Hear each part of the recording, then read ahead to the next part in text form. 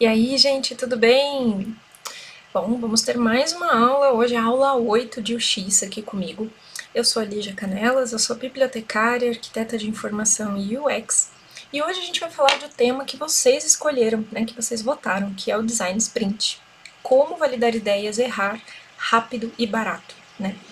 Porque se a gente faz um projeto e começa a pensar e a planejar todas as etapas desse projeto, tudo que esse projeto vai ter, e aí a gente deixa para fazer alguns testes, algumas coisas lá no final desse projeto, tem um grande risco, né, uma chance enorme de você ter investido muito tempo, dinheiro e recurso e no final das contas esse projeto demonstrar ali várias coisas que não foram bacanas, os usuários não entenderam, não atendeu a necessidade, não foi bem testado e aí surgiram vários erros, várias coisas que vão ter que ser consertadas, corrigidas, e aí já não tem muito tempo, né? Porque você está perto da data do lançamento, né? Imagina.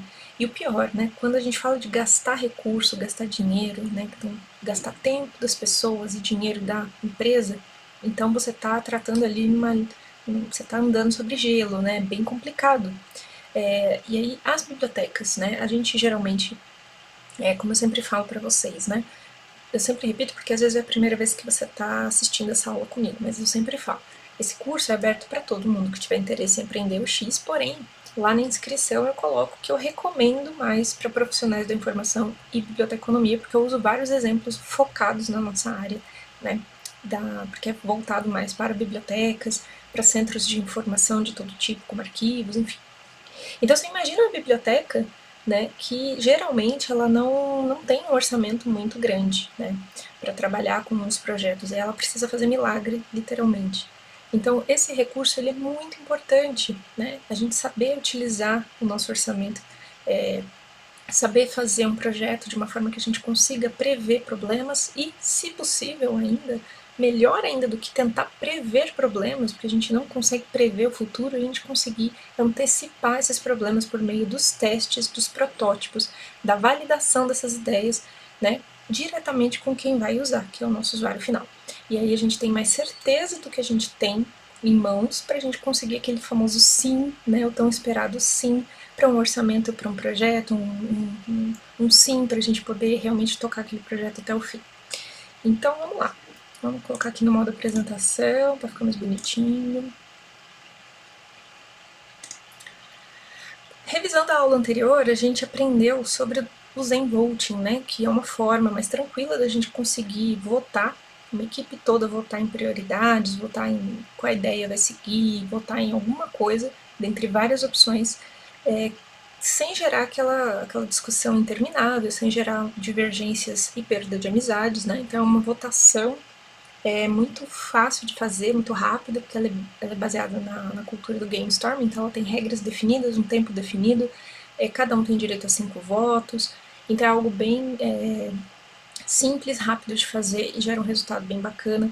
Depois que diminuíram as opções, aí sim, aquelas opções que restam da lista de votação, a equipe pode argumentar e discutir com um tempinho um pouco maior. E na aula de hoje, o que a gente vai ver? Como saber se uma ideia vai dar certo? Né? Então, como eu disse, sem bola de cristal, como é que a gente vai arriscar um projeto novo, uma ideia nova, uma mudança meio drástica, enfim. Vamos falar sobre o design sprint, né? Quais são os pilares do design que estão por trás sempre desses processos de design e como o que é esse design sprint, de onde ele veio, de onde ele surgiu, o que ele faz. Vamos falar um pouquinho de metodologia ágil, né? Para vocês entenderem a cultura da agilidade, né? Da onde surgiu essa história da metodologia ágil? Por quê? Porque a gente precisa entender a metodologia ágil para entender o design sprint. O design sprint ele é um casamento, eu gosto de chamar de casamento entre o design thinking e a metodologia ágil. E aí ele pegou as melhores práticas, na verdade, do design thinking e de outras abordagens também baseadas em game storming, como brainstormings de ideias, enfim, trouxe as melhores práticas desses processos e aí eles criaram o design sprint. Depois a gente vai entender se as bibliotecas podem trabalhar com essa cultura de agilidade ou não, quando usar o design sprint, quando às vezes não tem necessidade de você aplicar esse tipo de processo, e quais são as 5 fases do design sprint, uma por uma. Vamos lá? Então vamos. Como saber se uma ideia vai dar certo? né? É complicado. A gente quer fazer uma mudança num setor lá da biblioteca, a gente quer implementar um projeto novo, quer criar um clube do livro, quer mudar, sei lá, trazer um sistema novo, né? Implementar um software novo. A gente gostaria de ter uma biblioteca virtual pela primeira vez, né? A gente gostaria de remodelar todo o nosso serviço de referência, ou, enfim, criar um serviço novo, né? E aí, quando a gente fala de biblioteca, a gente não fala muito de produto, porque biblioteca geralmente a gente está ali trabalhando com um serviço, mas imagine que você vai colocar, sei lá, liberar brindes ou todos os alunos que devolveram, né, dentro de uma escola. Todos os alunos que devolveram o livro certinho no ano todo, não tiveram atrasos nem multas, ganham, né, um produtinho feito pela biblioteca, como um marca-página ou uma capa de livro de tecido super legal, né? E aí, assim, isso pode ser um produto que também precisa ser testado, se ele vai dar certo, se as crianças vão gostar disso, né? Isso pensando na biblioteca escolar, por exemplo. Mas a gente tem outras questões, outros tipos de entregáveis que a gente pode prototipar, testar e validar. Por quê? Porque gera tempo para produzir e gera dinheiro, quer dizer, consome dinheiro e tempo, né? Além do serviço, claro, a gente também tem alguns produtinhos, né? Então, basicamente, a gente, quando tem uma ideia de fazer alguma mudança, de implementar alguma coisa nova, a gente não sabe se ela vai dar certo, né? E aí o que acontece? Você investe muita coisa, muito tempo, e depois, no fim, quando você já está chegando numa fase de começar a implementar aquilo de fato, aí começam a surgir os problemas, né? A dar conflito. E aí você percebe que algumas coisas não funcionaram, que algumas coisas vão ter que ser completamente revistas. E aí, quanto mais adiantado você está no projeto, pior é você retroceder para você fazer essas correções, tá? Isso pode ser de um serviço, pode ser de um software que você implementou e agora já está todo parametrizado, todo configurado dentro daquela biblioteca. E aí, como é que você faz? Você vai ter que realocar todo mundo de novo, né? Poxa, por que isso não foi pensado antes? Então, isso gera uma série de questões, uma série de problemas, além do atraso, né? Mas então, como é que a gente faz se não dá para prever o futuro, né? Bom, então tem esse processo muito legal. Embora existam muitas críticas aos processos que se baseiam em metodologia ágil, depois eu vou contar toda essa história aí dos problemas da metodologia ágil, que não deveria nem ter só esse nome, né? Tem um nome um pouco mais comprido, eu vou contar a história para vocês. Mas esse processo ele pode ser muito bem aplicado, muito bem empregado e gerar resultados muito bacanas, que é o design sprint. E ele existe para poder validar ideias que ainda estão pouco amadurecidas. Então, justamente, eu não tenho como saber como vai dar certo, se vai dar certo, como vai ser. Então, eu uso o design sprint para poder prever um pouco mais do futuro dessas ideias, né? Então, o design sprint ele basicamente me ajuda a conduzir, né, uma série de ações durante 5 dias para que eu consiga validar uma ideia, ter o máximo de informações possíveis, gerar o máximo de soluções possíveis para uma questão, várias possibilidades para fazer aquele serviço, para como que eu vou montar, como que eu vou criar, e tudo isso de forma colaborativa, né? Então, o design sprint, ele também está baseado nos pilares do design. Então, é design thinking, é design sprint, UX design, né? A gente fala sempre do design. Tudo isso está baseado em 3 pilares do design, né? Que é o pilar empático, o pilar colaborativo e o experimental.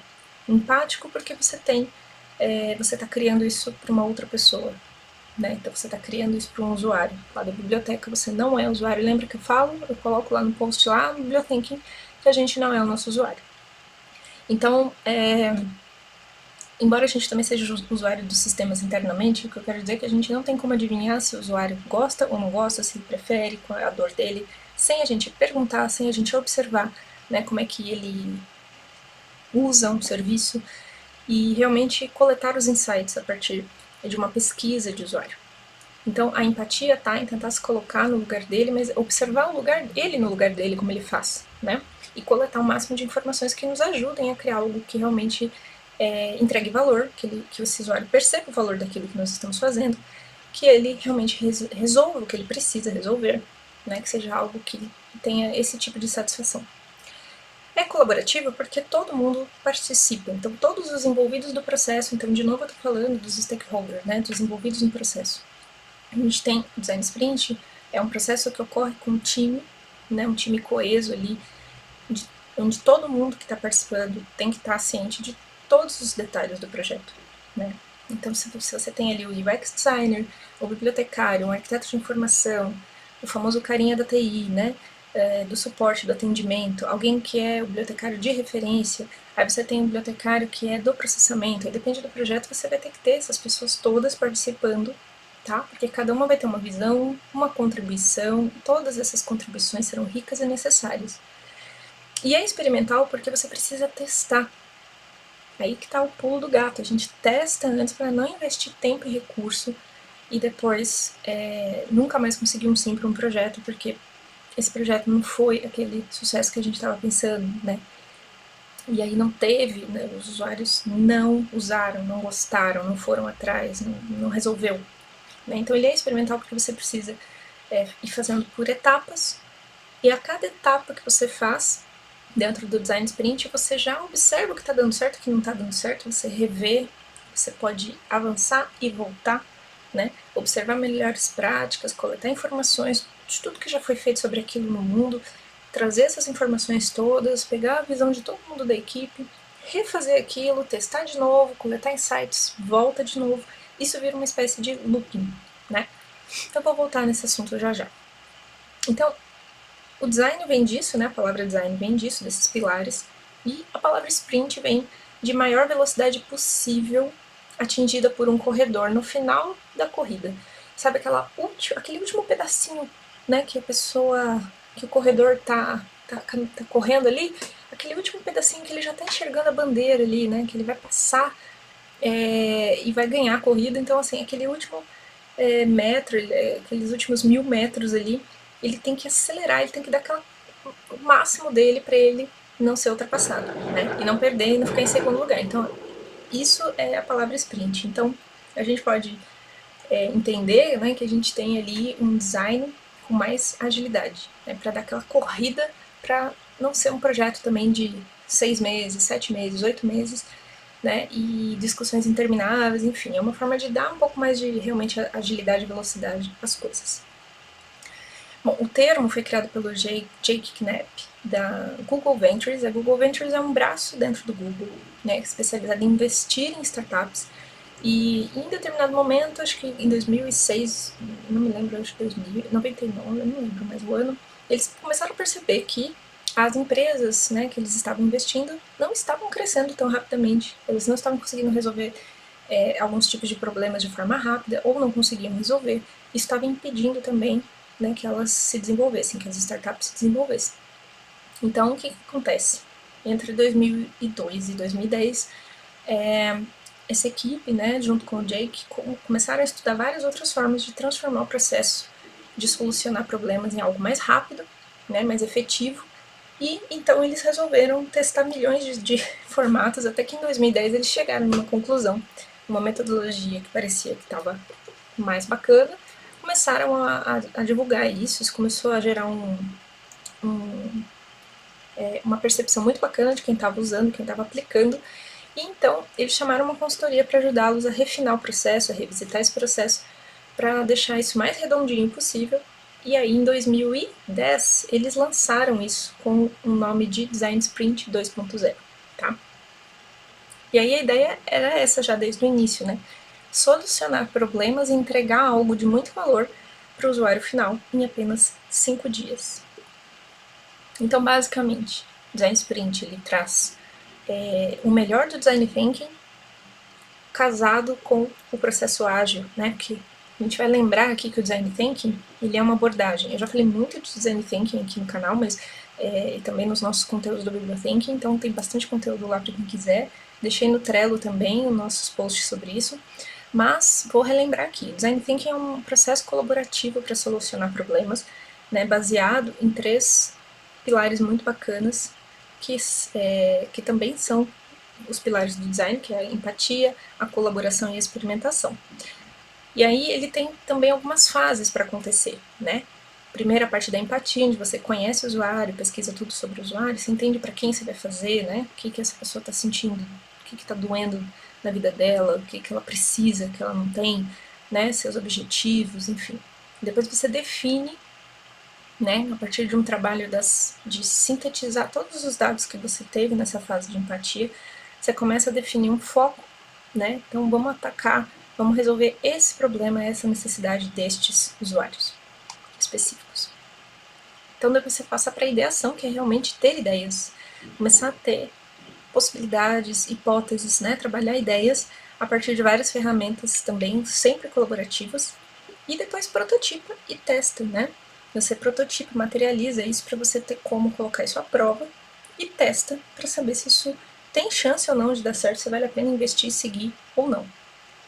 Porém, no Design Thinking você não tem esse formato de fechar isso em 5 dias, né? E já no Design Sprint você tem isso fechadinho, né? Em 5 dias. Então, um dia você vai fazer cada uma das tarefas. Quem quiser, também tem um livro que fala sobre o sprint, que é do Jake também, do Jake Knapp. O Jake parece até que é meu conhecido, né? E aí tem aqui o livro traduzido, tem em inglês, mas tem traduzido em português também, que é Sprint, o método usado no Google para testar e aplicar novas ideias em apenas 5 dias. Tem ali, né, muitas informações bacanas para quem quiser entender melhor. Então eu deixo aqui para vocês saberem que existe esse livro. Mas enfim, eu falei que é um casamento do Design Thinking com metodologia ágil. Eu expliquei o que é o Design Thinking. Agora eu vou explicar o que seria essa metodologia ágil, que é um nome que se popularizou muito por aí, né? Então quem está aprendendo X acabou ouvindo muito isso. Que seria uma cultura da agilidade. Olha só, eu comendo bolo aqui e não coloquei o carregador do computador. Espera só um minutinho para nossa aula não acabar. Pessoal, nossa aula acaba assim do nada. Pronto. Bom, o que seria a metodologia ágil, gente? Eu deixei um vídeo para vocês no Trello, muito bacana, do David Thomas, que tá falando lá, o ágil está morto, né? Depois eu gostaria muito que vocês assistissem para vocês entenderem, porque essa metodologia ela veio com uma proposta bem interessante e ela acabou sendo bastante deturpada, bastante comprometida aí, né, na opinião de vários desenvolvedores que entendem que os seus valores iniciais, os seus princípios, não, não foram atendidos, né? Não estão sendo atendidos, na maioria das vezes em que as empresas usam a metodologia ágil. Hoje eu trouxe para vocês o que é a metodologia ágil, para vocês entenderem, para ser um pouco mais ter um pouco mais de base para o Design Sprint, mas é para vocês entenderem, porque vocês vão tentar, talvez, alguns bibliotecários com formação em UX vão tentar trabalhar com gestão de dados em algumas empresas de tecnologia, vocês vão acabar batendo ali em algum momento de frente com esse termo e vocês precisam aprender o que é legal saber o que é, precisa saber o que é. Então é o seguinte, em 99 tinha um crescimento muito grande no desenvolvimento de softwares, acho que foi o ano que o Bill Gates inclusive foi eleito o homem mais rico do mundo e tal, e existia uma demanda muito grande por serviços de tecnologia e desenvolvimento de software.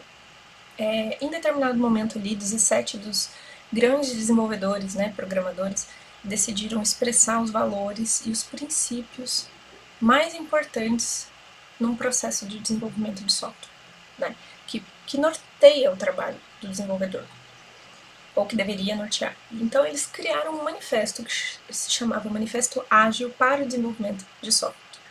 Esse é o nome correto, é o nome original. Todo mundo fala Manifesto Ágil ou Metodologia Ágil, mas o nome original ali era Manifesto para o Desenvolvimento, Manifesto para o Desenvolvimento Ágil de Software, né? E aí tem aqui o site, também deixei no Trello para vocês conhecerem, vocês podem depois lá ler, quem não souber inglês pode dar uma traduzida ali no Google Translate.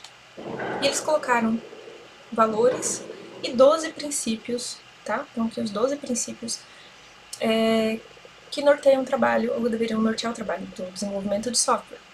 E aí, basicamente, os valores dizem que o desenvolvimento ele tem que pensar muito mais nos indivíduos e nas interações entre as pessoas que estão lá entre o time e as pessoas do time com o cliente, com o usuário e vice-versa, do que focar em processos, burocracias, ferramentas, só pelo processo, só pela ferramenta. Então tudo automatizado, que lindo, mas isso realmente está resolvendo? E as pessoas? As pessoas estão interagindo, elas estão conversando, elas estão trocando as informações que elas precisam. Software em funcionamento muito mais do que documentação abrangente, né? Documentar é importante em desenvolvimento de software, é muito importante para evitar retrabalho, para você ter, enfim, mil coisas que não vem ao caso. Porém, se você se perder em processos intermináveis de documentação, se você dificultar muito essa documentação, se você quiser documentar um software inteiro, do início até o fim, para só depois você começar a produzir, testar e validar, você corre naquele erro que eu falei, né? Você vai chegar no fim, vai ter um prédio de 90 andares e o erro está no terceiro. Você tem que derrubar tudo para você poder voltar naquele terceiro, ou vai fazer uma série de gambiarras, né? Então, dando um exemplo bem esdrúxulo aqui de uma pessoa que não desenvolve software. E ele fala também do valor da colaboração com o cliente, né, que está aí a empatia, né, a interação, e o cliente tem que estar participando, ele tem que dizer, não é só assinar o contrato e falar de regra de negócio, mas participar, isso está me atendendo, isso não atende, que mudanças eu estou sentindo aqui que eu gostaria de passar para que esse projeto possa refletir essas mudanças, né? Então, aí chega nesse quarto valor, né? Responder às mudanças.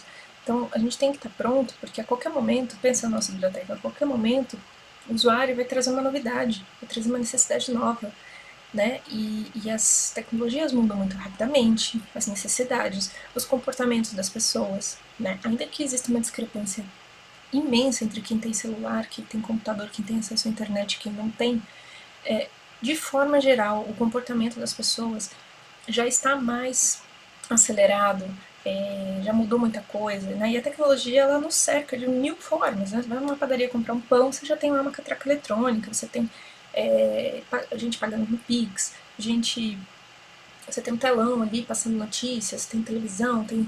a tecnologia, ela nos cerca de mil formas, ainda que existam grandes discrepâncias. E aí podem surgir milhões de necessidades novas, ou a empresa tomar um rumo diferente, ou sentir ali que precisa mudar alguma coisa no meio do projeto. Isso acontece muito. Até para que a empresa não perca vantagem competitiva. Surgiu essa oportunidade, essa parceria, agora a gente vai trabalhar assim, assim, assado, vai ter algumas modificações. Se você chega e falar, não vai dar não, para modificar. Então você prejudica o seu cliente. A vantagem competitiva dele é tudo. Então precisa manter, né, flexibilidade durante o projeto. Então, por isso que também se trabalha de forma iterativa, tá? Não interativa. O que eu estou falando agora é iterativa, você quebrar um projeto grande, né? Então, imagina que você quer remodelar todo o serviço de referência da biblioteca, você vai dividir esse problema em partes menores para você poder atacar cada uma dessas partes e ter chance de prototipar cada uma desses pedaços, pegar os erros, os problemas, voltar, coletar insight, melhorar, para que cada pedacinho seja construído de uma forma mais incremental até o fim, né? E aí você tem a chance de modificar alguma coisa nesse meio tempo. E a cultura de agilidade, então, o que ela traz, né? E aí isso está embutido no design sprint, tá embutido no design thinking, isso está embutido em várias coisas. Valorização das pessoas, as interações, então o trabalho do time é muito importante, então o valor da famosa squad. Squad é o time multidisciplinar dentro do projeto, eu vou falar mais depois. A colaboração com o cliente, com o usuário final, a empatia, trabalhar por pequenos blocos, né, que eu acabei de falar, acabei explicando antes do slide. Ser mais rápido, né, então eliminar tudo que não for necessário, desburocratizar, né, não punir o erro também é uma coisa importante, né, errar, coletar insights, melhorar o produto, de novo, errar, testar, validar, coletar insights e fazer melhorias, isso não é um problema, isso é bom. E eu deixei um artigo para vocês que eu escrevi ano passado. Não, ainda estamos no ano. Foi esse ano mesmo que eu escrevi. Que fala sobre a importância de errar um X. E aí, na verdade, isso se estende a muitas coisas. O erro, ele traz uns aprendizados, e quanto mais rápido você errar, mais rápido você corrige, menos tempo e menos recurso você investe, né? E perde. Então, também, gerar mais flexibilidade, porque você pode errar e voltar e consertar logo. Então, seu resultado final tem grande chance de estar muito melhor, né? Valorizar o feedback, então esse trabalho em equipe, assim, é poder criticar o trabalho do outro, sempre com respeito à educação, focados no projeto, não em valores pessoais, né? E então não ter julgamento e estar livre para dar e receber feedback, que isso é essencial, tá? E eu falo muito disso no Design Thinking, que essa parte é mais difícil muitas vezes quando a gestão da empresa não está não é muito voltada para isso, né?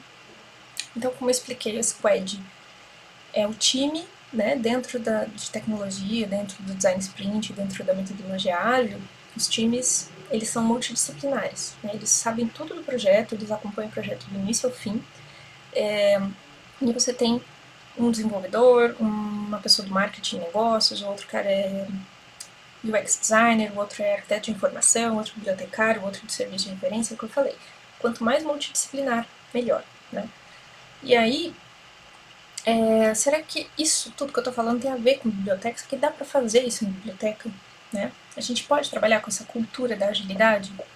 E aí, calma que eu vou entrar nas fases do design sprint, mas essa reflexão aqui é importantíssima para vocês poderem usar tudo isso que vocês estão aprendendo, né? Então, será que a gente pode, por exemplo, trabalhar com o conceito de ter uma squad, né, de ter um time multidisciplinar? Tá? Ainda que você não use esse termo, né, que esses termos todos vêm dessa cultura ágil, mas você pode usar o time multidisciplinar. Dá no mesmo. O nome não importa o que é. Sim, você pode usar. Por quê? Quanto mais pessoas, né, você tiver de áreas diferentes que estão envolvidas no projeto, você vai ter mais contribuições, você vai ter uma visão mais rica, ampla, de vários pontos de vista ali desse projeto, para você já ir ajustando, conforme eu falei, durante o andamento do projeto, e aí não esbarrar num problema lá no fim, que inviabilize o projeto, que inviabilize parte do projeto. Ah, Lígia, mas na biblioteca eu não tenho isso. Somos só nós mesmo, tem pouca gente, eu sei como é, porque eu também sou bibliotecária, eu já trabalhei em várias bibliotecas. Eu sei que a gente não tem gente do marketing, a gente não tem gente do suporte só nosso, né? A gente divide essas pessoas, né?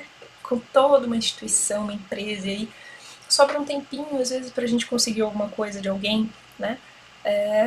Mas o que acontece? Se você não tem gente do marketing na sua biblioteca não tem autonomia de marketing ainda, ela não trabalha com marketing, ela depende de um setor de marketing externo ali da empresa, da instituição a qual a biblioteca faz parte. Mas você pode consultar com elas. Elas não estão fazendo parte o tempo todo das reuniões dos projetos, mas você pode levar isso para elas, né, para que você faça consultas pontuais de vários várias hipóteses, várias dúvidas ali que surgem na nossa matriz CSD. Lembra que a gente aprendeu sobre matriz CSD?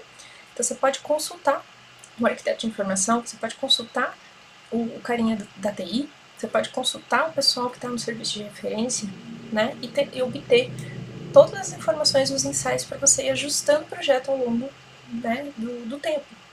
Então, não necessariamente elas precisam estar contratadas para trabalhar no departamento da biblioteca. Tá? E aí, com certeza, o seu projeto, qualquer projeto que você vai fazer, ele tem uma chance de ultrapassar o departamento da biblioteca. Porque hoje tudo envolve tecnologia, vai envolver compra de alguma coisa, né? E a gente sabe que muitas vezes, né, tem bibliotecas que não têm o poder de autonomia de compra, ela depende de um outro setor, de justificar, de obter uma aprovação, enfim. Então, você vai ter que trabalhar com esse pensamento de que você pode consultar. Essas pessoas talvez não entendam num primeiro momento, sabe? Poxa, o que eles estão toda hora vindo aqui perguntar, querendo que a gente participe das coisas, né? Por quê? Vai existir resistência e dificuldade porque a maioria das empresas trabalham de uma forma muito hierarquizada, né? Aquela coisa vertical que o chefe maior tá lá em cima, assim, eu mesmo nunca conheci o dono da empresa que eu trabalhei, né, por exemplo. Então, você não tem um acesso fácil às pessoas, você não conhece todo mundo, né? Então são setores muito fechadinhos. Aqui é a caixinha do marketing, aqui é a caixinha da TI, aqui é a caixinha do atendimento, do comercial. Ninguém nem se conhece, assim, e não se conversa, né? E os projetos às vezes precisam do olhar de todo mundo, mas isso não acontece, o que é ruim, bem ruim. Mas, como eu disse para vocês, gente, a cultura ágil, tá? E a mentalidade de o X, lembra que eu falei na primeira aula, no primeiro vídeo, o que é o X e o que não é o X? O X é uma mentalidade, é uma cultura, tá? E como toda cultura, ela não vai se instalar, né, num clicar de botão. Você vai trabalhar esse comportamento, essa cultura, vai capacitar as pessoas, vai começar a chegar de leve e a propor, né, essas parcerias, essas consultas, essas conversas, essas participações para enriquecer o projeto, né? Vai levar um tempo, porém é muito melhor desengessar, porque tem muito mais chance de você conseguir fazer, né, um projeto dar certo. Então, o UX é uma cultura, metodologia ágil, né, cultura ágil, elas vão levar esse tempo. Mas, então, vale a pena essa briga? Né? Poxa, vai levar um tempo para fazer sentido isso para você, para as pessoas que estão na sua equipe, para você não, porque você já entendeu que você está fazendo essa aula, você está vindo estudar isso daqui, tá? Mas aí você fala, poxa, mas a minha colega ali de profissão não quer nem saber, assim. Sim, não vai fazer sentido para todo mundo ao mesmo tempo, tá? Mas você vai trabalhar isso, né? De um jeito que daqui a, você vai trazendo essas pessoas, vai capacitando, e claro, toda mudança cultural, né, uma cultura organizacional que se propõe mudar, trabalhar mais, por exemplo, com a diversidade, né, com uma visão menos sexista, né, que vai trabalhar de uma outra forma, vai desverticalizar, ela vai perder pessoas. Né? E aí eu não sei nem se é perder, na verdade, vão ocorrer mudanças, algumas pessoas não vão querer seguir para aquele caminho, elas vão seguir o caminho delas. Isso é natural também, né?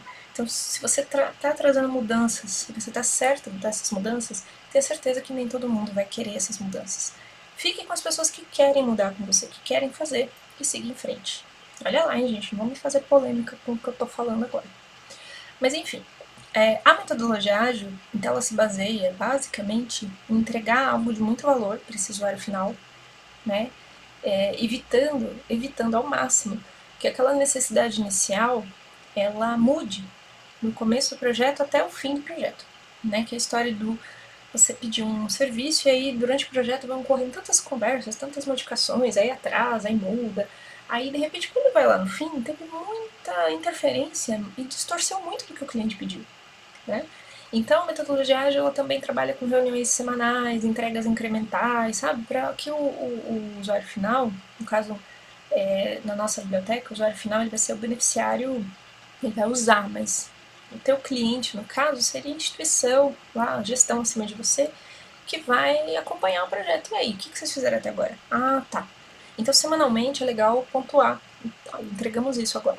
Agora fizemos isso. Agora a gente já está nesse estágio. Né? E ele vai acompanhando esse crescimento e podendo interferir em mudanças necessárias, só se forem necessárias, a tempo. Né? E aí você evita de que as coisas fiquem muito diferentes do que foi combinado, né, com esse cliente final. Tá? Quando é um cliente, é para alguém para quem você se reporta, para alguém que está esperando resultado, que está interessado no sucesso desse projeto. Então pode ser seu gestor, pode ser um cliente mesmo, se você é consultor, né, na sua área de gestão de informação. O usuário final vai ser o cara mais beneficiado de todos, porque ele vai usar o produto, ele vai, né, e ele também precisa ter, né, esse momento de validar, de participar de uma validação, para ele também te dar os insights para você saber se você está seguindo um caminho legal ou se é melhor mudar a rota. Tá? Dá para aplicar o X e metodologia ágil em biblioteca? Dá para fazer. Tá? Pode adaptar se for necessário? Pode, mas o meu conselho é que você primeiro aprenda como é que se faz. Como as empresas fazem. Né? Aprenda, inclusive, o fato de que existia uma proposta inicial, né, dos desenvolvedores lá no Manifesto Ágil, que isso se deturpou de determinada forma. Vê lá o vídeo do David Thomas que eu coloquei, entende esse problemão todo, para depois entender, né, que quando alguém falar de metodologia ágil, vai ter essas duas coisas na sua cabeça, o que era, o que se tornou, como as empresas fazem. Mas entenda que o melhor que você puder tirar, né, para beneficiar os seus projetos, né, seus clientes, seus usuários, fica com o melhor que for possível para você fazer o melhor.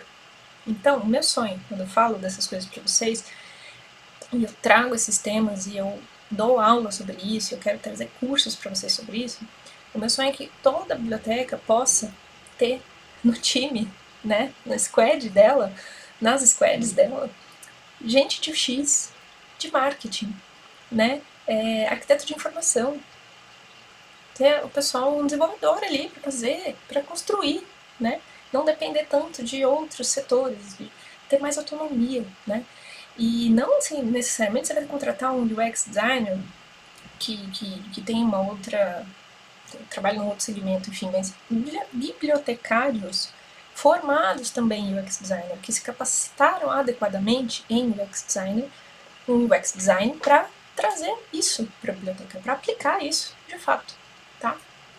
Incluindo a cultura ágil e todos os processos bons e positivos que nós pudermos trazer. E aí, isso que eu acabei de falar, né? Como também pessoas de marketing, né? Para que a gente não precise depender de outros setores e desafogue um pouco os outros setores, que só a biblioteca ela dá um trabalhão de publicação, de disseminação de informação, né? Pessoas que nos ajudem a fazer pesquisa, pessoas que trabalham com gerenciamento de processos, né? Que nos ajudem a rever processos, formatos e acompanhar essas tecnologias e as mudanças que ocorrem nos usuários, enfim. Ampliar o nosso time ou, com aquelas pessoas que existem, capacitá-las para que elas consigam fazer dessa forma, tá? Então, vou voltar lá, né? Para a gente poder voltar agora para a fase da Design Sprint, para as fases da Design Sprint, vamos voltar aqui um pouquinho. Quando eu falei de agilidade, eu falei então que o Design Sprint ele traz os pilares do design, né? É empático, é colaborativo, é experimental. E aí o ágil vem para eliminar, simplificar as etapas dos processos, tá? Etapas que possam estar atrapalhando. Não é para eliminar aquilo que é essencial, mas você vai eliminar aquilo que não é essencial, aquilo que vai atrapalhar a entrega. Mas afinal de contas, como é que você sabe o que vai eliminar, o que não vai eliminar? Mas a gente tem aí um ano para fazer esse projeto, não tem pressa. Será que não tem pressa? Não sei, dependendo do projeto, às vezes é melhor, né? A gente vai ter que fazer isso com mais rapidez. E acho que hoje a gente não vive num mundo, num tempo em que a gente tem um ano para entregar um projeto, assim, tá? Não enxergo dessa forma. E acho que as bibliotecas também precisam começar a ter mais agilidade. Então, quando que eu vou usar esse design sprint, né? Para todo tipo de projeto, você vai usar antes de você começar a investir tempo e dinheiro das pessoas em algo novo, né? Principalmente se é algo realmente muito novo, como começar a implementar um sistema de empréstimos autônomos, né? A pessoa vai lá num totem e ela vai começar a usar aquela interface, aquela máquina, para ela mesma fazer o empréstimo do livro. É algo muito novo numa biblioteca que, sei lá, está há 20 anos com o atendimento presencial no balcão, né? E quando você precisa usar alguma funcionalidade, criar alguma funcionalidade ou criar um novo serviço, ou resolver um problema dentro de um serviço ali, que está muito difícil. Você tem poucas informações, você não está conseguindo sair dali, aquilo está engavetado, aquilo não vai para frente. Você pode usar o Design Sprint para acelerar, né? Quando a biblioteca for iniciar um projeto e você quiser integrar mais a equipe, também é uma ótima forma, né? Você pode usar o Design Sprint para isso. Aliás, usar o Design Sprint, de preferência, quando você tiver todas essas opções juntas, né? E quando você quiser dar uma injeção de agilidade num projeto. Né? Você precisa começar a, sei lá, entrou numa etapa e naquela etapa o negócio, sei lá, travou. Bota um Design Sprint ali e vê se resolve. Né? Comece a tentar trabalhar com isso. Então eu até coloquei aqui, tentei achar emojis para exemplificar, né? Quando você tem pouco dinheiro, quando você tem algo novo surgindo e quando você quer trazer mais agilidade, né? Desculpa minhas piadinhas com emojis. Agora sim, finalmente, pra gente falar das fases do design, eu acho que é importante você ter passado por tudo isso que eu falei, tá? Quais são as 5 fases? Eu falei que o Design Sprint trabalha com 5 dias, né? E cada dia é uma história diferente. Então vamos lá. O primeiro dia do Design Sprint, você tem lá, já definiu, né, o problema que você vai resolver, né? Então você agora vai falar, agora a gente vai usar o Design Sprint. O primeiro dia é um dia de conceber ideias, tá? Pesquisa, hipótese, certeza, dúvida. Aqui também é hora de definir, né, as métricas de satisfação que você deseja, né? Então, eu gostaria que o usuário conseguisse realizar isso, aquilo, que ele tivesse isso, que ele pudesse ser capaz disso, enfim. Colocar-se no lugar desse usuário final, trabalhar bem essa empatia, a partir de tudo que você tiver de pesquisa, se puder já faz a pesquisa, né? E um dia, sim, já chama ali algumas pessoas, rapidamente bota um formulário na internet, começa a pesquisar, trazer os insights que faltam, coleta tudo que vocês já tiverem sobre isso, organiza essas ideias e anota e vai documentando tudo, né? Que está rolando para você poder depois revisitar essas ideias, essas hipóteses. E aqui, quem lembrou da matriz CSD, ótimo, né?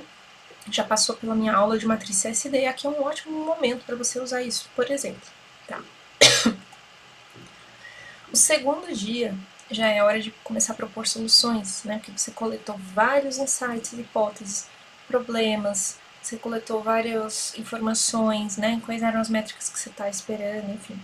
E agora, né? Que a gente já entendeu, toda a equipe está ciente dos problemas, do que existe, o que não tem, o que precisa correr atrás, né? Vamos começar a resgatar essas hipóteses, né, que surgiram e começar a propor soluções para resolver o que precisa resolver, tá? E aí você começa a trabalhar de uma forma individual. Então, tem a equipe, agora individualmente as pessoas vão trabalhar em ideias e propostas de soluções. E aí, depois que todo mundo tiver a sua proposta de solução, elas se reúnem para mostrar as ideias que surgiram, tá? Então, vocês vão escolher as melhores ideias, né, rapidamente. Vocês já sabem usar uma técnica para decidir, né, para tomar decisões ali entre várias opções, né, que é o Zen Voting. Vocês vão escolher as melhores ideias para resolver um problema específico e aí vão começar a desenhar um esboço dessas ideias, né, tipo um storyboard dessas ideias. Então, vocês definiram lá 3 melhores ideias para resolver um problema do usuário e aí vocês vão facilitar a visualização dessa ideia por meio dessa técnica do storyboard. Poxa vida, mas agora eu vou ter que fazer o curso de desenho. Não. O storyboard pode ser simples, gente. Um bonequinho com um pauzinho, um cabecinho ali. Vale a pena estudar visual thinking, tentar melhorar essas técnicas? Claro que sim, né? Como se diz por aí, taca-lhe pau, né? Vai, manda ver. Mas assim, se você não tiver esse tempo, nem esse recurso agora, desenha do jeito que der, né?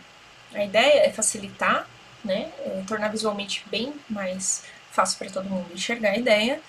E aí o que acontece? Todas aquelas ideias que foram selecionadas, né, elas vão estar desenhadinhas, esboçadas no final do segundo dia. No terceiro dia, né? Ah, sim, peraí, ó, que eu trouxe um exemplo para vocês verem como que é um storyboard, tá? Eu achei esse aqui bem claro, bem limpo, assim, apesar de estar em inglês. Então aqui a gente tem uma jornada simples, rápida, de uma ideia de solução para um determinado problema, que não aparecia aqui o problema, mas aqui no site o usuário faz o download do aplicativo, né?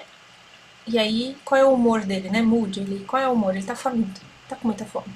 E aí ele dá um start ali no pedido, né? Ele inicia um pedido. E aí, esse pedido é recebido, enfim, e fica 25 minutos, né? Pro estabelecimento comercial lá receber as informações, processar os dados, enfim, do pedido que ele fez, provavelmente para retirar um prato, né? E pediu lá um macarrão. E aí ele vai dirigir até o restaurante, que ele recebeu já fez o pedido, enfim, agora ele vai lá buscar, certo?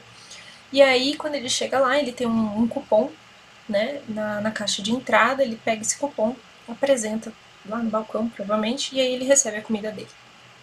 E aí ele fica feliz, né? Tem aqui o rostinho dele aqui feliz. Ele conseguiu resolver. Perdão. Então veja que é bem rápido. Foram eliminados detalhes desnecessários desses desenhos, então você tem aqui 1, 2, 3, 4, 5, 6, 7, 8 quadradinhos, né? Deixei inclusive no Trello também uma técnica de ideação, que isso aqui é uma técnica de ideação, né? Além de ser um storyboard. Você pode usar a técnica do Crazy Eights, depois dá uma olhada lá nesse artigo de como criar 8 ideias em 8 minutos, mas você pode fazer 8, né, 8 sequências no storyboard para resumir essa ideia, por exemplo, né? E ter 8 minutinhos para fazer isso. Então sempre tem essa ideia do tempo, para você não se perder e não ficar 1 hora fazendo, porque aí você corre o risco de não sair dali, né? Então no segundo dia você tem todas as melhores ideias esboçadas desta forma, tá? No storyboard. No terceiro dia você vai escolher uma das ideias, porque afinal ficaram 3, né? Então a equipe vai discutir, vai votar, né? E argumentar por que vai escolher aquela ideia e o que vai estar em mente, né? Vocês têm 5 dias e o quarto e quinto dia vocês vão prototipar e testar. Não dá para prototipar um software inteiro, não dá para prototipar um serviço de referência inteiro, mas você vai escolher uma parte significativa que já vai que seria algo de grande valor para o seu usuário, para você focar dessa vez, né? Então, nesses 5 dias, você vai conseguir entregar isso, bem testado, prototipado, testado, validado, né? Então, você vai ter isso de positivo, porque muitas vezes a gente fica meses e não entrega nada, né? Então, em 5 dias, a ideia é entregar algo realmente fechadinho, validado.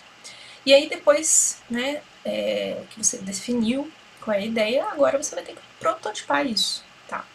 E você vai ter um dia, que é o quarto dia, para fazer o protótipo. O que é protótipo, né?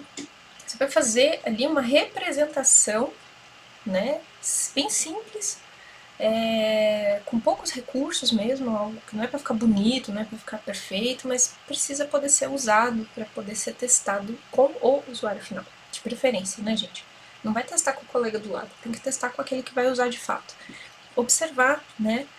Você vai ficar observando ele usar, então ele tem que conseguir manipular aquilo, né? Se for um serviço de referência, por exemplo, faz um cenário do balcão, coloca lá quem vai ser o funcionário, deixa o usuário entrar e fazer a simulação. O que vai ter nesse serviço de referência? Vai ter um terminal de consulta à direita, vai ter umas informações aqui, ele vai ter que preencher um cadastro antes, bom, ele entra já e descobre, ele tem que ficar procurando onde é que é o serviço de referência, faz o cenário, simula, representa esse cenário para você poder fazer um bom teste, tá? Nesses testes é absurda a quantidade de insights e de questões que você descobre, né, que você não teria outra forma de descobrir, a não ser lá no fim, quando você lança o serviço. Fala, agora a gente tem esse novo serviço de referência, mas a gente descobriu que o primeiro problema é que o usuário não encontra o setor de referência, né? Então, isso é um caso real que eu já escutei, né? Que eu não vou expor a pessoa, mas isso é um caso real, né? Então acontece.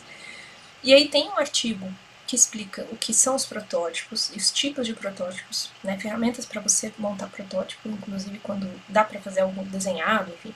E tem um artigo lá no nosso Trello também, na aula 8. Eu acho que é a aula que eu mais coloquei conteúdo, que é Natal, né, gente? Então eu tô dando presente para vocês assim vários.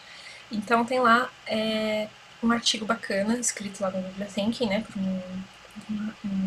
do Daniel, que é UX designer. Ele foi um dos nossos participantes especiais do Bibliothinking, né, trouxe esse artigo pra gente.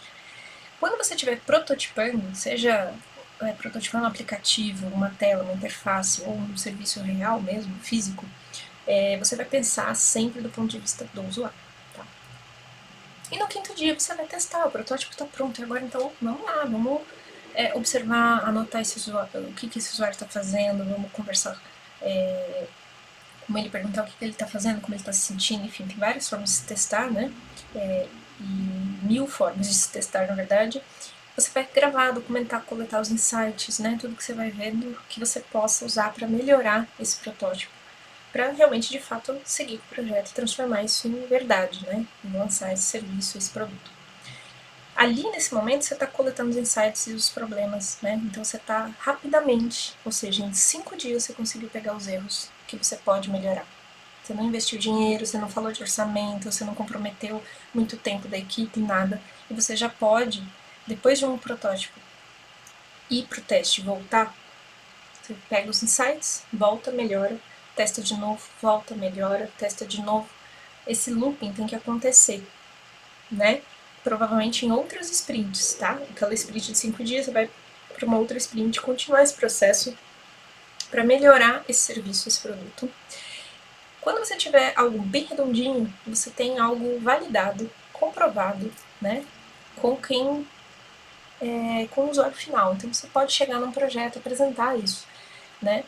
E hoje não vai ter tempo de falar como fazer isso exatamente, mas isso agrega valor ao negócio. Falar, olha, a gente comprovou que trazendo esse totem de atendimento autônomo, isso vai ser muito melhor, os usuários se deram super bem, e a gente vai fazer essa melhoria, olha, a gente já fez essa, olha como já tivemos bons resultados, e etc, e etc.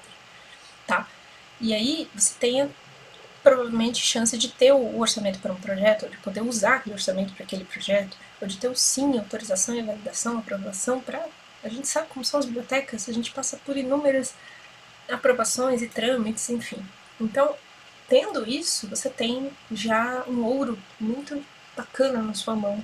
Porque o que as pessoas que dão sim, elas precisam saber é se vai dar pé antes dela colocar o dinheiro e o tempo dos funcionários em algo que possa ser, sei lá, um barco furado no meio do oceano. Né? Então, precisa ter o teste, precisa ter tudo isso. Você vai ter muitas informações ricas com isso tudo. E é isso, gente. Tentei não me estender muito também, né? Sei que vocês não vão assistir essa aula no dia da véspera, nem no dia de Natal.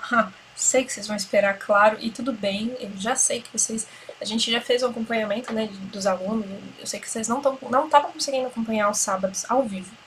E estão acompanhando depois, né, porque as perguntas vão chegando para mim das aulas, né. Mas, assim, o que importa é que vocês chegaram até aqui, né, passaram esse tempo todo, a gente já está na 8ª aula. Então eu só tenho a agradecer, na verdade, por vocês ter chegado até aqui. Quero te desejar que você consiga estudar esse material todo, né? Que você tenha um tempinho aí de férias ou de recesso, consiga trazer esse material das outras aulas que estejam atrasadas, correr atrás desse material atrasado, ou se você já está aqui, né, conseguiu acompanhar tudo, continuar acompanhando os conteúdos complementares, manda as dúvidas para mim se você tiver. Se você curtiu essa aula, não esquece, né, de ir lá no canal, se inscrever, enfim, essa aula não vai estar pública, então não vai dar para dar o like, eu esqueci de tirar essa parte, mas você vai poder, né, compartilhar as outras aulas, falar para as outras pessoas sobre esse curso, para mais pessoas poderem vir aqui fazer essas aulas, né? Não é nem curso, né, gente? São conteúdos gratuitos aí sobre o X. E lembrando, né, se você é a primeira vez que está aqui ou ainda não segue a gente tem um perfil lá no Bibliothinking, do Bibliothinking no Instagram, que é o @biblio_thinking. Segue a gente lá para acompanhar os conteúdos, novidades, como essa, por exemplo, da aula especial, né? E se tiver dúvida, pode deixar aqui nos comentários ou mandar para mim também. Manda lá um direct pra gente lá no Instagram pra gente responder, tá bom? Então é isso, gente. Um Feliz Natal pra você e pra sua família. Boas festas, boa virada de ano. Vou dar um tempo agora pra vocês. Até o dia 3 de janeiro eu vou deixar vocês em paz, né? E aí vou repensar agora qual vai ser a nossa próxima data de aula de X. Mas até lá descansem, estudem e podem mandar as dúvidas, não tem problema. Eu vou demorar uma semaninha aí, só no dia, a partir do dia 3 é que eu vou olhar, mas eu prometo que eu respondo todo mundo, tá bom? Como sempre eu faço. Então, muito obrigada e até mais.